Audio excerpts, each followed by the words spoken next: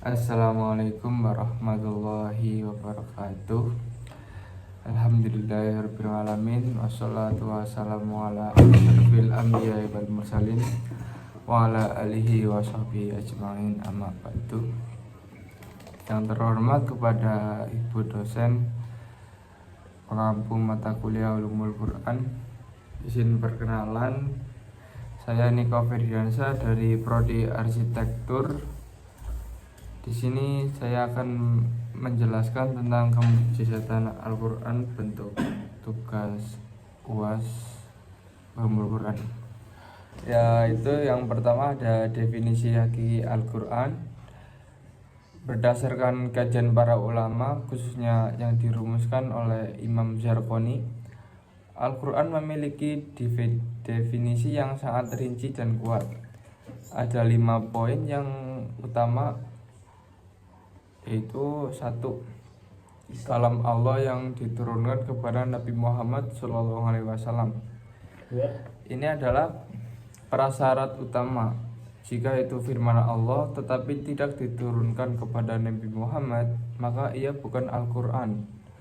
Yang kedua itu ada al-mu'jizu, mengandung mukjizat.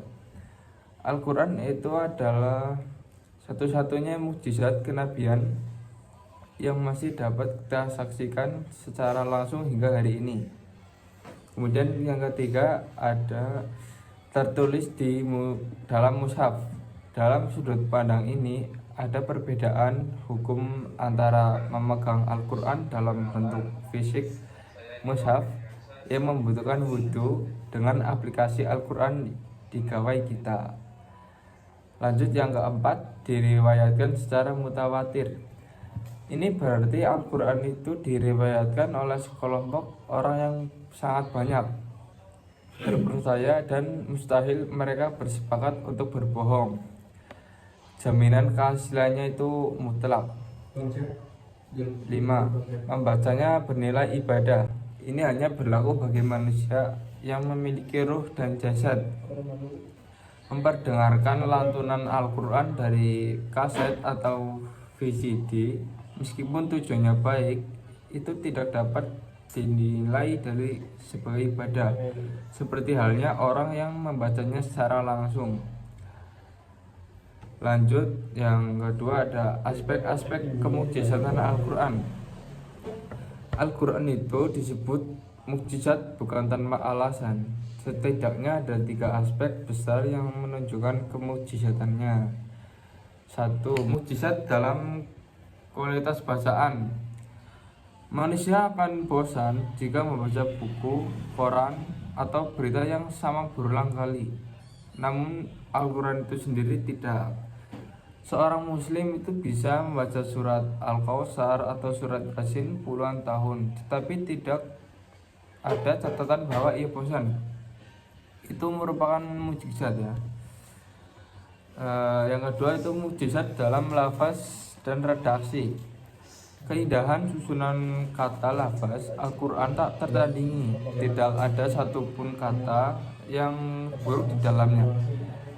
Bahkan ketika ditantang untuk ditandingi pada masa Nabi, para penyair Arab itu paling hebat sekalipun dipermalukan karena tidak sanggup menciptakan tandingan walau 1 ayat. Yang ketiga, mukjizat ilmiah atau sains dan teknologi. Al-Quran adalah itu ensiklopedia ilmu pengetahuan yang luar biasa, dan ini dibuktikan bahwa penelitian modern, contoh kasus penyembuhan mata Nabi Yakub. Saat ayahnya Nabi Yakub menjadi buta karena terlalu menangisinya, Nabi Yusuf menyuruh saudara-saudaranya membawa gamisnya untuk diusapkan kepada Nabi Yakub, dan seketika beliau bisa melihat kembali. Itu fenomena ini kemudian diteliti oleh Prof. Dr. Abdul Basit Muhammad Sayyid dari Al-Azhar, Kairo. Hasil penelitiannya pada tahun 1992 menghasilkan kesimpulan yang menakjubkan.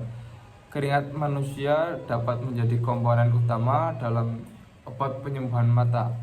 Atas dasar penelitian yang bersumber dari Al-Quran ini, Amerika Serikat dan Jerman bahkan memberikan hak paten. Ini membuktikan bahwa Al-Quran itu telah mendahului ilmu pengetahuan modern ribuan tahun sebelumnya.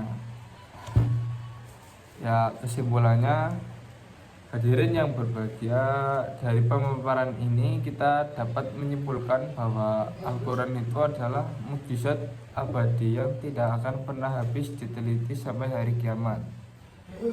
Kandungannya itu sangat luas, mendalam, dan yang terpenting itu selalu sesuai dengan perkembangan zaman. Demikianlah penjelasan materi mukjizat Al-Quran. Mohon maaf apabila terdapat kekurangan atau dalam penyampaiannya. Mohon maaf.